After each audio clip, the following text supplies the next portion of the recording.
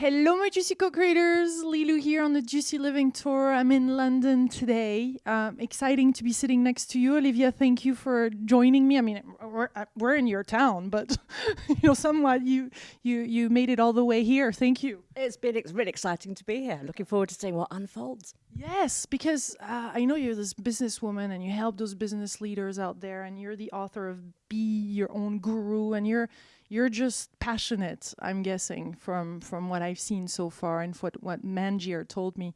But I would love to hear from you about the spiritual aspect, and really how can we unlock those spiritual gifts even in the business world, in our day-to-day life. But first, how do you define spirituality? So we're on the same path here. Question. That's a very, very, very good question.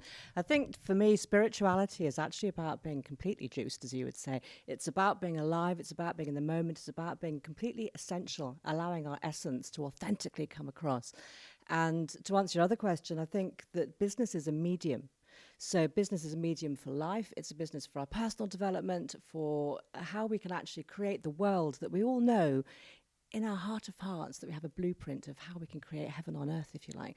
So it's beyond religion. It's beyond anything along those lines. It's just about being our true, authentic, whole, essential selves.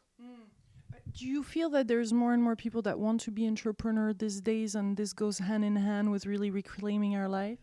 I think you're absolutely right, because being an entrepreneur enables you to get really creative. It means that you can actually create some platform for yourself to be able to go out and bring all those gifts that are uniquely yours to the world, rather than working for someone else and living out somebody else's vision.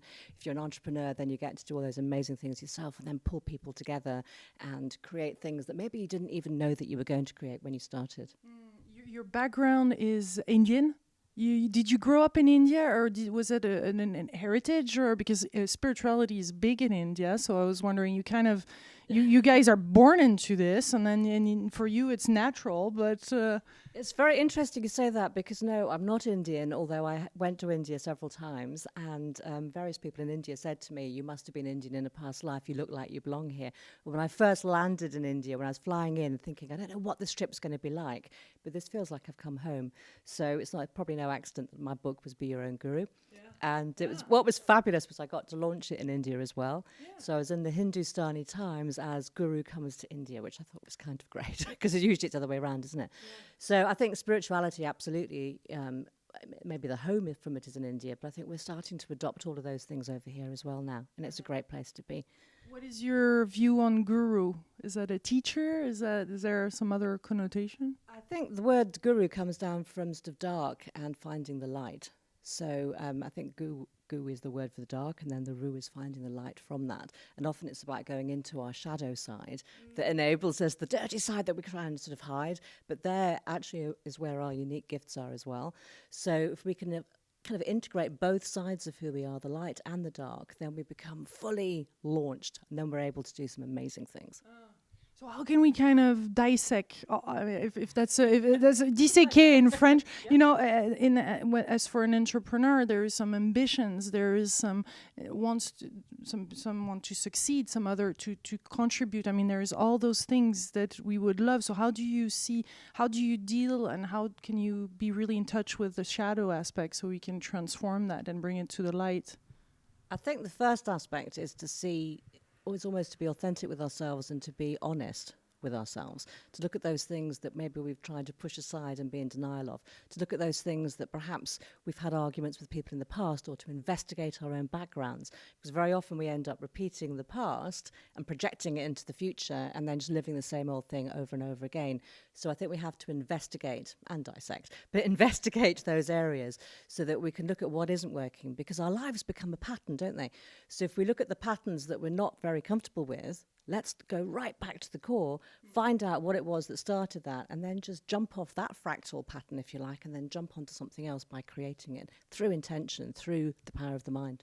So you're saying it's kind of like in a personal relationship where we break up and we don't even take the time to heal and we jump right back into another one. In business, it's the same. Absolutely, it's the same. And I think business comes down to relationships anyway. I've never met a business yet that doesn't have people in it.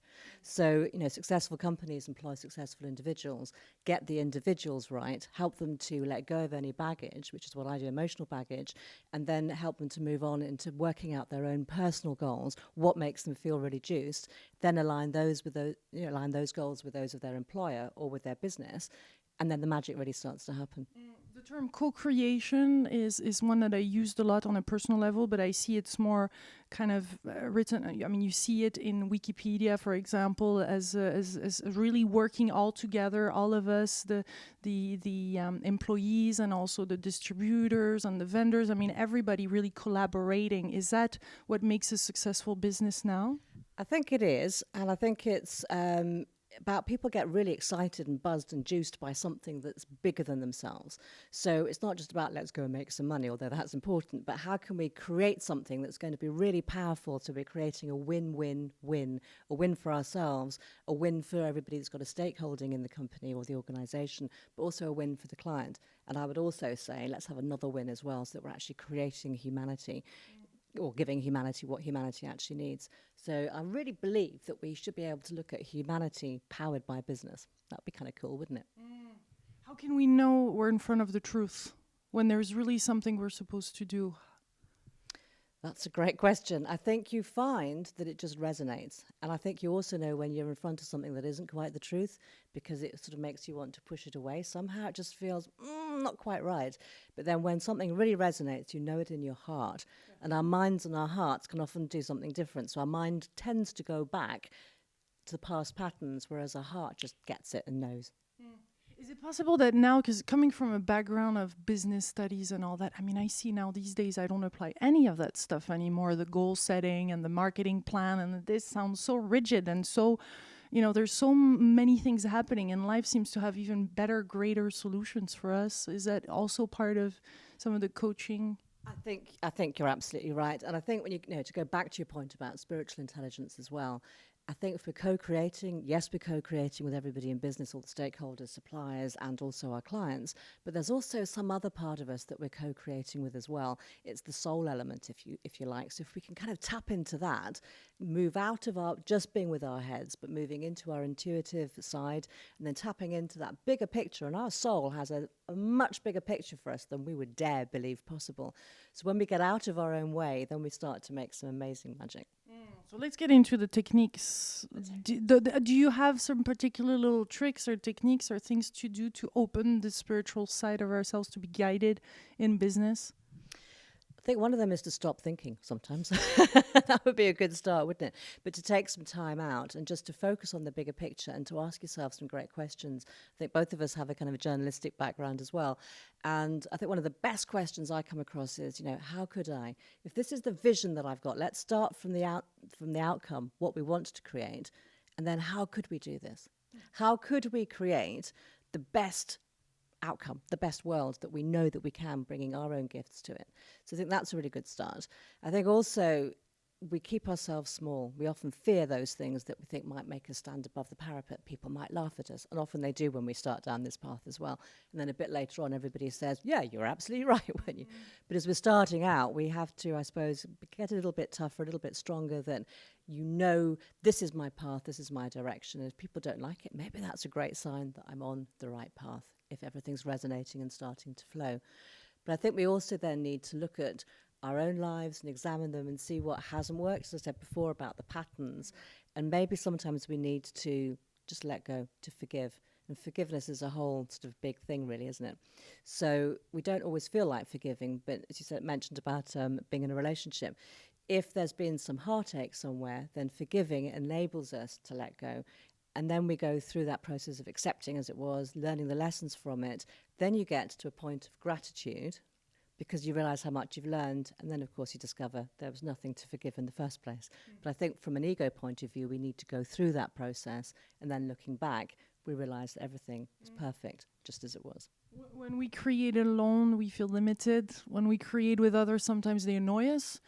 We try to apply those principles, the success principles, and then we stop at the first little challenge, Well, that's, I think, one of the keys then, a great technique is to choose who you work with very carefully. Because I think if you have a joint vision for how things can be, then everybody's going in the same direction, which doesn't mean that we all have to be the same. But if you and I may work at something very differently, but if our vision's the same, then we can afford to go, I don't know why you're saying that. But I know you want to get to the same place as me. I can listen rather than people being negative for the sake of just shooting somebody down. And we have a lot of people that are very good at shooting people down. So I think it is about spending your time with like-minded, positive people who support you and who are really, really happy to be encouraging for you to live out your best, biggest possibilities. And moving forward, when we have those challenges and the for example, it's not going, or it's stagnant, or it's not opening up, or it's going downhill, what are some of the things that you would advise someone? I think it's about taking stock, isn't it? So sometimes you just stop. Why is it not working? Is it because I'm overtired? I don't know about you, but if I get overtired, then I can get really cranky really quickly. So I know that sometimes I just have to take time to look out for myself first, get the sleep I need, refresh my vision, remind myself of what it is that I'm doing and why I'm doing it, and get really kind of reignited and re-excited about it. And maybe spend some time in meditation or contemplation or thinking or whatever it is that you do to get into that bigger space where you can see all the possibilities. And also to know that sometimes things don't always work out the way that our little minds think that they should, but there is a bigger plan perhaps that's unfolding, and it's around timing. And maybe it's about patience. I'm still learning that one, but but sometimes things just roll out as they're going to. Part of the title of the book is in just 3 days. My God, in 3 days. Why 3 days? 3 days, because I was told by the publisher people like to have things in sections. So I thought, okay, if people need to be able to feel that it's doable, it follows a true life story of some work that I did with one of the high street banks. So the training itself was delivered in 3 days, but of course it takes a lifetime or even lifetimes to go through that whole enlightenment process. We're all works in progress. We're all sometimes great at some things and not at other things, and that's the beauty and the fun of it all. So in 3 days, what would be the kind of the path? Well, the path that I tend to work with in companies is to help people to go through one personal one-to-one session with me, which we go through all sorts of things, which might be about goal setting, as you say, just about aligning people's goals with what they really want to do, with what their passions are. But more often than not, it's about helping them to let go of some emotional baggage. And what's amazing is when they let go of it, you can almost see people coming alive, and it's as if they've got another bit of juice factor, if you like, to be able to get on and move forward. So that's the first session. Then after that, I do some sort of development training around the kind of leadership, personal leadership. If we can understand ourselves and what makes us tick, then we've got some chance of understanding other people. So we do go into some of the emotional values that we have, the beliefs that we have, our past patterns, how we need to perhaps let go of some of those things to be able to bring our intention in to be moving forward.